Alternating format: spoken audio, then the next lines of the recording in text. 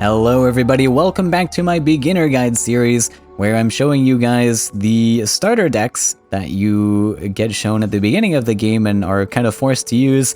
These lists can be actually quite strong if you know how to pilot them, especially on lower rankings of Faeria's ranked ladder. Today we're going to be talking about blue. You will have seen hopefully the last two videos that I made on the green starter and the red starter. If you haven't, go and check those videos out. Today we're on deck number 3.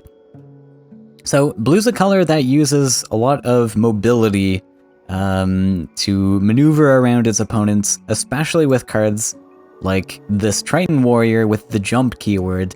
Lets it move 2 spaces, and this 2 spaces is very important in this game because of how the board is structured. This allows you to hop kind of between the wells and between your face, and it can swap from sides left to right really easily. So blue is very flexible in how it moves around the board. Now this particular list is a little bit less flexible than maybe more competitive blue decks. Triton Warrior actually is one of the only cards with the jump keyword. You'll notice a lot of more static cards like Tyrannex can't really move very fast. The Gabrian Warden, Aurora's Disciple, and Darkstalker, all of these things, they're not as mobile as you might expect from most other blue lists, but nonetheless, we're going to talk about how to pilot this deck as we get into a match in a minute. But very briefly, some important notes here is cards like Aurora's Disciple is something you're going to want to watch out for. This is really one of your win conditions in this deck, because this can build up to a massive stat line and just one-shot your opponent, hopefully. But basically, whenever you play an event, it gains +1/+1. Starts off quite small, so you want to be careful at the beginning of this creature's life. You want to protect it as much as possible, but once it starts scaling and scaling, it's just going to be a menace for your opponent to try and stop. So this is the main win condition of the deck. But we can kind of skirt around with some other shenanigans, like we have some protection spells. Now this card is not very good. I would actually recommend getting rid of this card pretty early on, but we do have access to this, which gives protection very briefly to a creature. We've got actually buffs in this faction with Campfire. Humbling Vision is a very tricky card as well, very good card as well. So, we have this, which gives protection as well, and this is a little bit more efficient than the safeguard there. So, Gabrian Warden is another trick you can use, and actually Freedom Fighter is a trick you can use too. So this, not like amazing in this type of list, but it does have a surprise 3 power that can come out of nowhere, and having haste means that it can harvest Faeria immediately, so keep this in mind as well. You want to try and collect with this before you hit into something, because 5 cost is so absurdly expensive. You really want to try and discount this, quote-unquote, just by it being able to collect off of Faeria Well for free. Now, not a ton actually to talk about with this list. Like, there's the tricks, it does the tricky things, and then it does Disciple things when you just play events. So you'll see a lot more on how this operates as we get into the action. So let's just quickly hop into a match and we can talk about this more.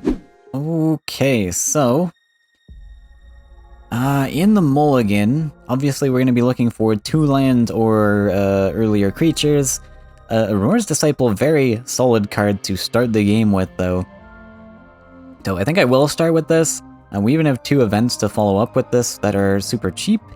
So on turn 2, we're going to have 6 Faeria to spend. We can spend that on a Campfire if we wish, plus the Spell Whirl. A little bit greedy, but I might actually just keep this hand. Now if you are going second, you get the Explore card, right? So the Explore card's actually an event. It counts as an event, so maybe if you get that Explore card, hang on to it until the Disciple comes down, and you'll get an extra free buff out of it. Neat little tech there.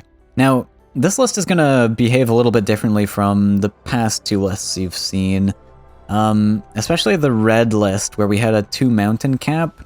We wanted to go super aggressive with our neutrals, get those 2 mountains aggressive. This list also only has 2 lakes to it. But we don't need to be as aggressive. We don't want to be as aggressive because we actually want to kind of like build up cards like the Disciple and such.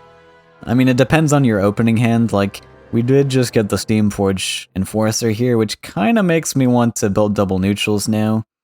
Which I may actually go for.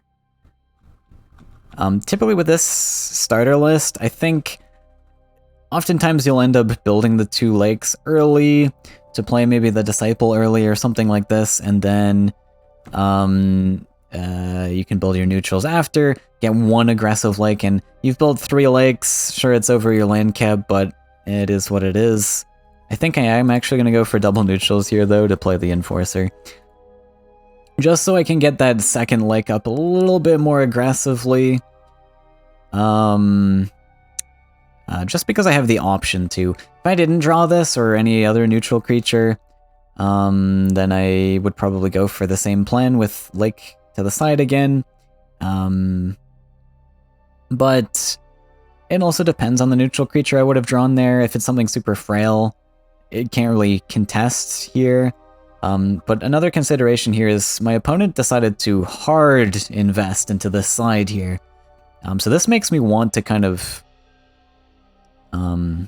boost up a little bit. And my opponent plays Steamforge Enforcer as well. So I think I can probably comfortably go to the side here. We could... I mean, I could dump the Disciple. Doesn't really accomplish that much unless I want to Spell Whirl and see what I get. I suppose I could, especially if my opponent dumps something here. Could be cool. Okay. Let's I am kind of curious what I'm going to get off the Spell Whirl, and we're going to dump the Disciple back here, just to give myself the option to step here if I want to. We'll Spell Whirl to see. Ooh, okay. Not good. Not a good Spell Whirl. Actually awful pickups here. Rain of Fish, I am never going to play in a 2-land deck. In Orisay, I'm never going to play... Well, I might play this when the Disciple dies, but if I transform my own Disciple, it's pretty counterintuitive, unfortunately.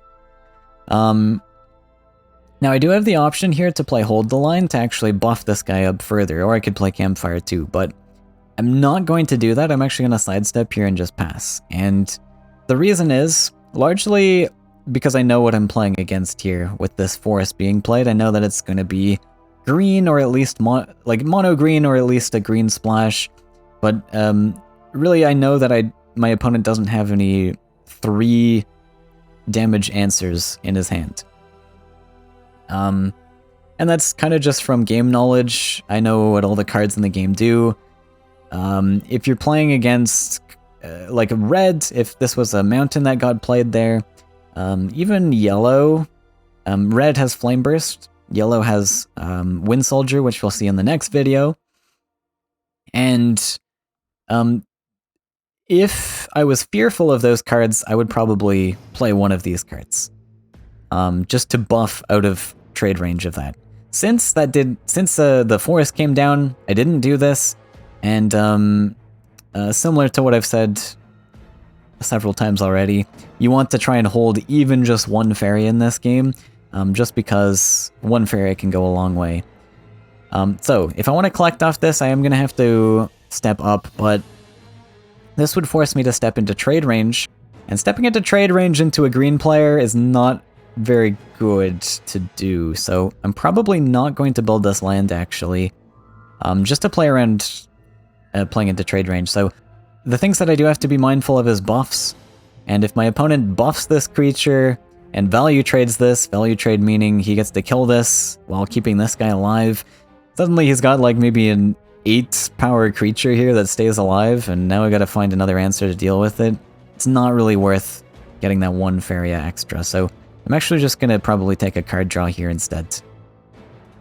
And this is good. That's a very good pickup for the future, because now if my opponent decides to get greedy and step up into trade range, I can Gabrian Warden. Now, one thing I did play into kind of is Horsemaster, unfortunately, but if he Horsemasters, he Horsemasters. Another thing is the Sagami Grove color, which can teleport, but this card is a lot more difficult to play around in this spot, because really, it's really tough. Like, I can Campfire to play around just a single Horsemaster, but then I'm not playing around Horsemaster plus buff, which buffs I think are pretty likely in green, so I'm not going to really play around something that is just so difficult to play around. Shamanic Dance. Okay. Buff located. And that's pretty big. These Steam Fortune Forces, like I said, in the earlier ranks, when you and your opponent both don't have access to a large card pool, Steam Fortune Forcer actually applies a lot of pressure, and it can be quite devastating. Which, as we can see here, I mean, how am I going to deal with the 6/9? I mean, we'll deal with it. We'll deal with it, don't worry, but it's big, is all I mean to say. Now, since we top decked the Ruby Fish here, I'm actually going to go off to the left side here. Now, this is going against my 2-land cap, but that's okay, because I get a collector on this left side, and against mono green, now that all the fighting is on this right side here, I can focus my efforts on just dumping all of my Faeria here, and I just dump one Faeria on left side to hopefully double collect for me. So I invest one Faeria now for hopefully a double collector for the rest of the game that my opponent just can't deal with, as he's struggling to deal with all of my value here, and meanwhile I'm just dumping bigger and bigger things on this side. Let's play our turn a little bit quick so that I don't run out of time. We will Warden to protect. This doesn't really accomplish that much. I think I will pre-buff here, and we will pre-hit as well. Now, the reason that I'm pre-hitting is because Falcon Dive might exist to pop my shield, so I want to make sure I get as much value out of that protection on my own terms and not get Falcon Dived and just lose the shield for one Faeria. I also pre-campfired there, I think just to play around Horsemaster. I mentioned before it wasn't like that likely that I wanted to do that, but it's good to kind of hold on to these tools like Campfire because you don't know where you want to place them yet. But in a situation like this, I think I'm probably going to end up Campfiring this anyways, just because this Steam Forge is guaranteed dead.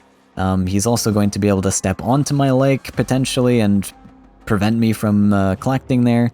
So I think I'm going to just end up Campfiring this regardless of what the plays happen. So I might as well just dump it there to play around the single Horsemaster, sure.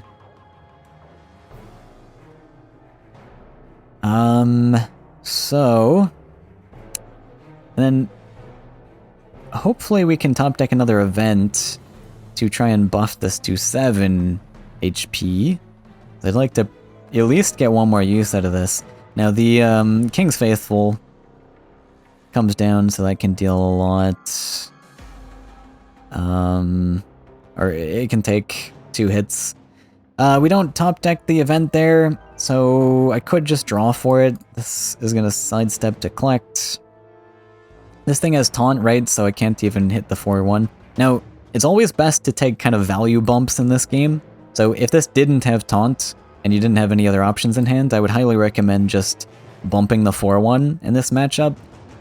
Just to try and, because then that you're dishing out damage, as much damage as possible, and keeping your bodies alive. But yeah, I'm gonna take a draw here. Ooh, wow. Okay, solid. So, Humbling Vision, if you don't know, it has the creature's attack and life rounded down, which means I can actually straight up kill this. Even though it's got a protection shield, this manipulates its life, which means it just dies. And then, we've found our second event. I'm going to play this solely to get the buff. And then this means that I can value trade here, keeping my guy alive. And keeping your guys alive is very good. Definitely keep your guys alive. Especially into mono green, it's important to have high power stats on board, because typically mono green can't deal with low HP numbers. Like I mentioned, Falcon Dive does exist, so that could come down in this situation. But it's not super likely, and so having this high power means you can deal with the high HP stats of the green creatures, which is what green is all about. So now from here, I'm probably just going to slap creatures down. I have 7 cards in hand, so instead of drawing here, I'm probably going to +1. And this is something I haven't talked about yet in this series, but playing around with this draw option and the +1 option, it takes some practice. But I think as a general rule of thumb, it's good to always draw a card when you have a low hand size, and always +1 when you have a large hand size. That generally is a good rule of thumb. There's obviously some tricky intricacies to this, though, but that's for more advanced guides in the future. And so my hope here is probably to get this Aurora's Disciple marching towards face, putting some pressure on there. Now my opponent's desperately trying to stop this double collector here. If your opponent's double collecting on you, actually I'm quad collecting here. Yeah, I mean, you want to deal with it, but my opponent's built like 4 lands here, which sucks. So if my opponent goes for more draw options, they might end up finding a Falcon Dive more easily, which is what they probably want to do. But I think we're actually going to end up kind of steamrolling here. I don't know why I drew there, I just mentioned I was +1ing, but I think we're in a spot where we've already won the game. This can happen a lot where if your opponent has complete control over the board, you can't win anymore. It's impossible. This type of game is very unforgiving if you lose board control. So completely fine to surrender in a position like this, but it does take some practice to realize when you're in a losing position or in a winning position. So it doesn't really matter too much. The reason for this is collecting off wells just puts you so much further ahead than your opponent. Like here I'm collecting, well, I gain my 3 natural per turn, and now each turn I'm gaining an extra 3, so I'm gaining twice the amount of Faeria that my opponent is gaining each turn at this position, and that's just going to scale and scale and scale the more turns go on. Like I'm gaining double next turn, double the next turn, and it's just going to be really, really difficult for my opponent to keep up. Okay, so let's try and deal with this Queen's Guard, I suppose. Not a ton of options I have. I can try to Spell Whirl and see if I draw anything useful. I don't. That's okay. So we might end up having to trade this in. Now, unfortunately, I don't have an easy answer to pop the shield. So I could use the Freedom Fighter. Doesn't feel very good, though. But, I mean, I don't really have any other options. Unfortunately, yeah, I really don't have options. I can try and draw for, like, Falcon Dive, but I need to play a card first. Then I don't get the Freedom Fighter option. I mean, it's not very clean, but yeah, let's just go double neutral.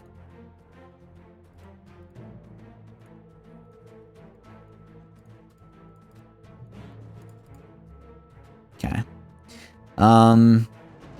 Roped a little bit there. It doesn't really matter too much, I guess, but one thing you can do with the neutrals, which is kind of neat, is you can play one neutral, right-click to cancel the selection for the second neutral, and then it gets stored in your power wheel here for the rest of the turn. So you can take your turn, do whatever else you want. You could even, like, if this fish could walk on lands, you could walk on the land, and then play the second neutral, like here. So very useful feature that's a little bit hidden, they don't tell you about. Oh my god, that's a Shara that I can't deal with. Actually crazy? Okay, well, a little spooky. So this Shara ignores all damage equal to 4 or more. All of my board here does 4 damage. So that's awkward. So...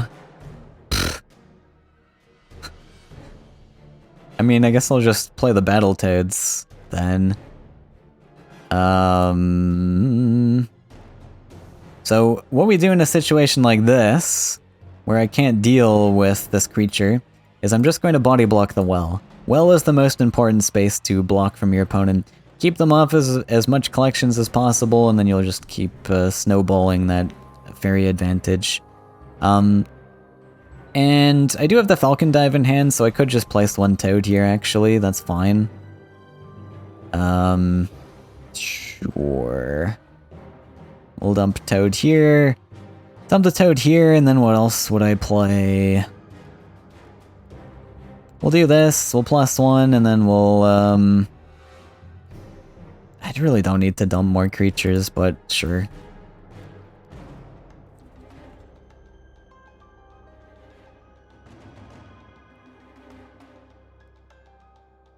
Now, my opponent might end up finding a buff, which would hurt me further.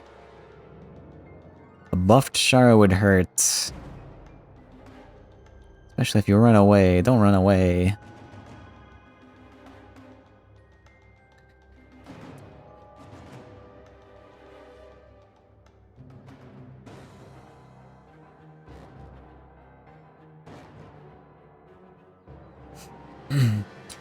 Okay, so I might actually not block the Shara from the collection on this turn, just because I want to kind of save this 4-6. I don't want it to just trade into the 6-3 for no reason.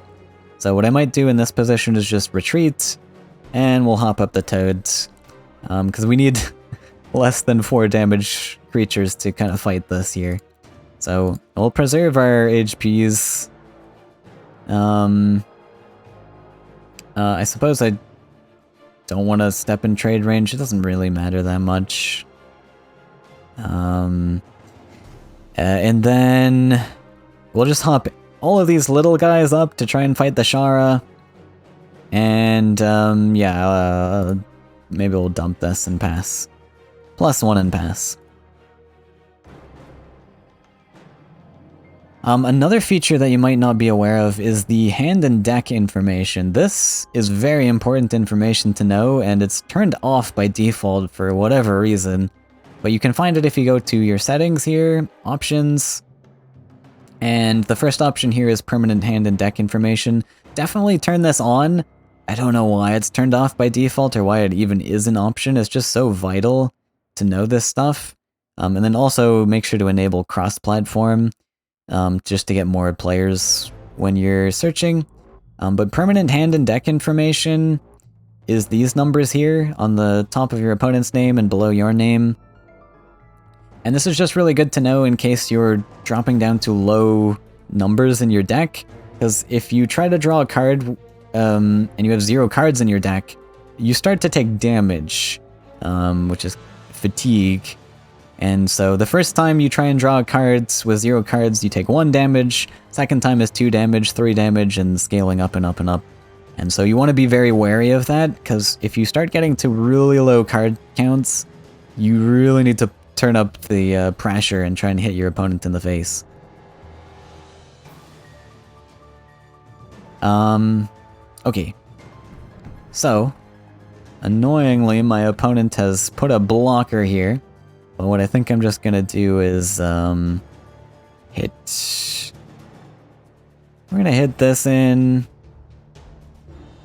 Sorry, that was the wrong one.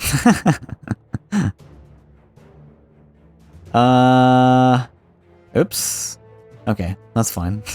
I literally picked the one that I shouldn't have picked, but Whatever.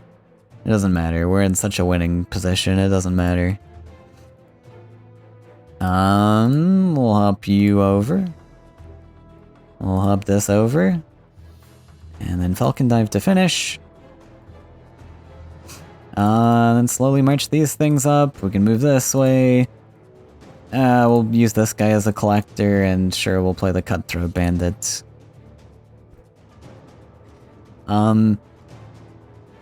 This is something... I mean, you might experience something like this too, where... it can be hard to see at first, but I mentioned how we're in such a winning position. Sometimes the game can really grind out for a long time because your opponent either just refuses to surrender or they think they can still win. My opponent actually does surrender here. I mean, no shame to anyone who surrenders or doesn't surrender, but as you get into higher ranks, you'll notice people surrendering more often if they realize that they have lost the match, because you can also just tell that stuff easier as you play more. You can tell when a game is lost and there's no point in continuing, and then it saves everybody's time. But I mean, when you're a beginner player, it doesn't matter so much. I mean, just play the game however you want.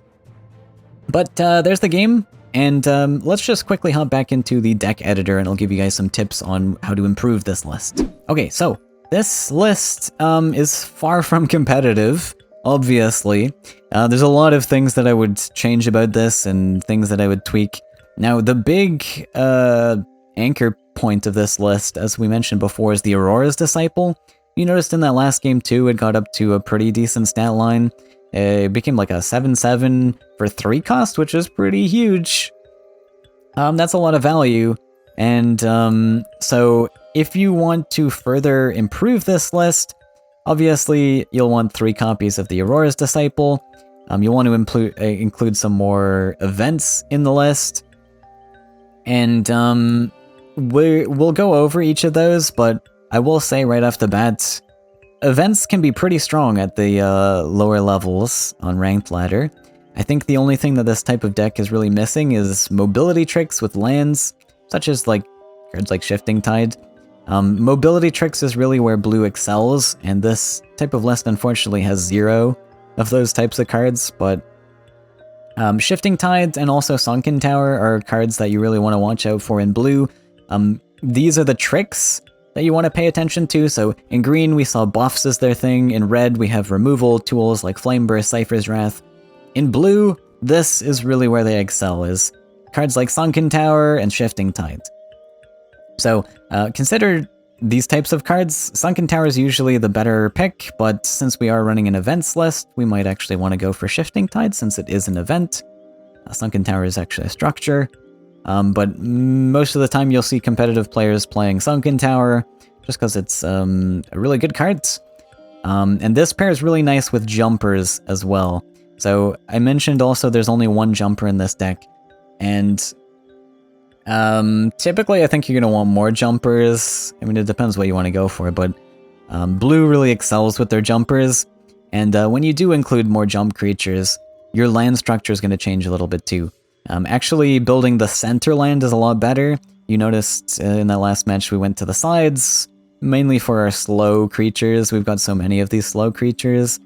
But with the mobility creatures, you can build the central lake just right in front of your orb. And then that orb spot is a very nice jumping land where you can jump to a well, you can jump back to your face, you can switch sides to the left side to collect from that well, and you can kind of jump back and forth if you build your land structure that way. So really cool with the jumpers in that regard. But let's quickly talk about what cards I think you could craft just to improve this list. And I'd probably end up taking out Cutthroat Bandit. This is an awful card. Safeguard's pretty bad, but you could keep using it for a while on the earlier ranks.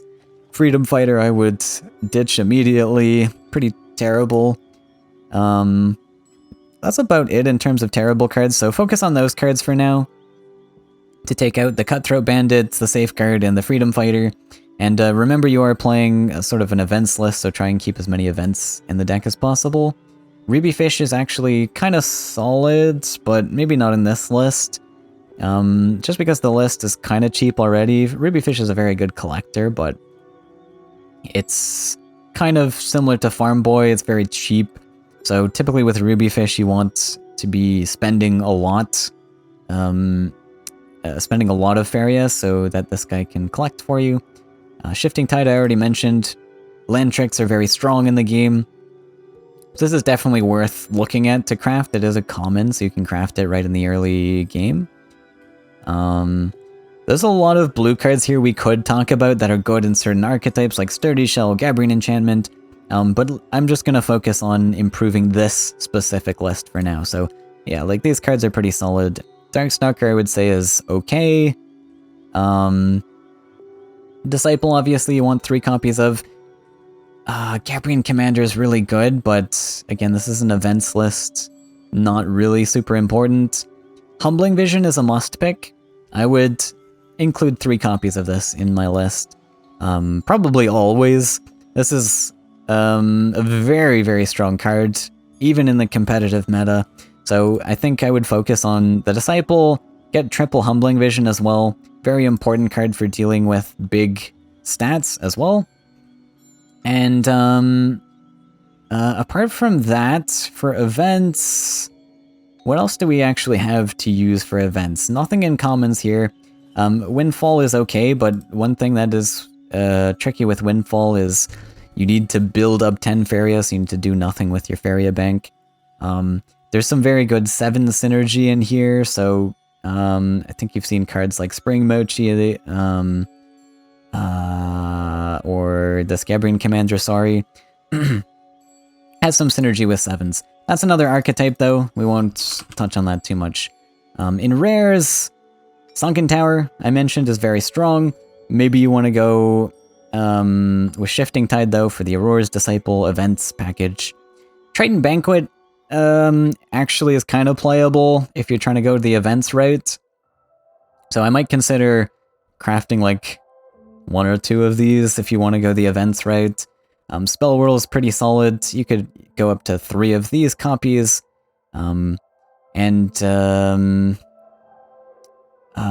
Aside from this, events can be kind of tricky in nowadays, especially if you're starting to encroach on the more competitive ranks. So I'd be a little bit cautious of this. It can be strong. One card I should point out that's pretty solid. Well, first off, Battletoads. This card's an event, and it summons creatures. Very strong card. I would craft 3 of these whenever you can. Frogify can be pretty decent as well. It is 4 legs, though, so be wary of this. But it does a similar thing to Humbling Vision, so typically you can get away with just Humbling Vision, doing kind of a similar job. But as I've mentioned before, lower rankings tend to be slower, grindier, and sometimes Frogify can help deal with massive creatures, where Humbling Vision can't as easily deal with that. Ninja Toad, also very solid cards. I would draft or craft a couple of these. Actually, replace the Freedom Fighters with the Ninja Toad. This is a direct replacement here, so you'll notice the Freedom Fighter's a 3/3 haste for 5. This is a 3/2 haste, but it's 1 Faeria cheaper. It's got more mobility as well with the jump. So it is 3 lakes, is a little bit more expensive, but this card is very exceptional. One of the stronger blue cards in the game, so right here I'd look at Battletoads and Ninja Toad especially to craft. And in Epic, I wanted to talk about some more synergies for the events package. Gem Silk Fairy is in that sort of package, since it's kind of triggering with events as well. First time you draw an event, it gains +2/+2 and charge 2. This card's very solid. So, I mean, if you have epics and you really want to go down that events route, I would recommend crafting 3 of these. This card's very solid in the sort of events archetype. It's frail at first, but when it procs, it becomes a 2-cost 3/3 with 2 movement, which is very good. It's a very solid card in that sort of archetype. So these cards are good, and apart from that, I don't think there's much else that you really want in the events package. But we'll quickly go over some cards that are okay, some cards that are pretty solid in a more competitive blue list. So I'll put the competitive blue list up on the left here. This is a blue jump sort of sevens list that is, in my opinion, the best mono blue list in the competitive scene. So something like this you might want to end up building towards, and building away from the events. I mean, this list, like I said, it can do all right, but if you want to get a little bit more competitive, you can check out the list on the left there. Uses a lot more jumpers. The jumpers are very solid, and as you saw before, some of the sevens package, so things like the Gabrian Commander, these cards are very solid. Anything with charge 2 jump, the 2 mobility is really where blue shines, and then on top of that you've got the movement tricks with Sunken Tower. Now in this particular list we don't have as many movement tricks, but I would recommend putting maybe even more movement tricks just to play around with it. Really, blue, traditionally at least, is all about this mobility, and that's where it really shines, so I checked that out. But other cards that I would recommend checking out, just if you're opening cards from packs and looking for cards to include in your list, Mystic Beast. This is part of the more traditional blue that we saw like way back in the day. Mystic Beast is an exceptional card, so if you end up picking these from chests, you can even craft these. These are solid cards to include in your deck, so Mystic Beast is pretty huge, and same with Wave Crash Colossus. If you do want to go for a different build where you're not running blue events, Wave Crash Colossus can be an alternate sort of win condition that you include in your deck, and this is something you should be looking at. Generally, when you play or a deck building, you're generally looking for at least one sort of win condition, which just means not a big creature necessarily, but some card that can help win you the game. And Wave Crash Colossus is one of those win conditions. Big 7/7 stat line that you can discount to 4 cost, and blue is very good at harvesting from enemy wells, which are those top 2 wells on the board. Just because they've got that mobility, they've got land tricks, so they can kind of maneuver around. They can move the opponent lands away to try and collect off that opponent's well as much as possible. And 7 in this game is a very important number, because this means you can kill your opponent in 3 turns, which is a very good threshold to be at. A lot of great blue cards to talk about. I can't talk about them all, unfortunately, but hopefully that gives you some ideas on how to improve this blue starter list, and that competitive list will hopefully give you some ideas on what to work towards. But other than that, thanks for watching. If you want to see more sample matches as well, you can check out my beginner guide series that I did a couple years back, similar to this, but I streamed it, so there's a lot more matches to watch there. I'll post all the links to that up on screen now. So thanks for watching, and I hope to see you in the next one.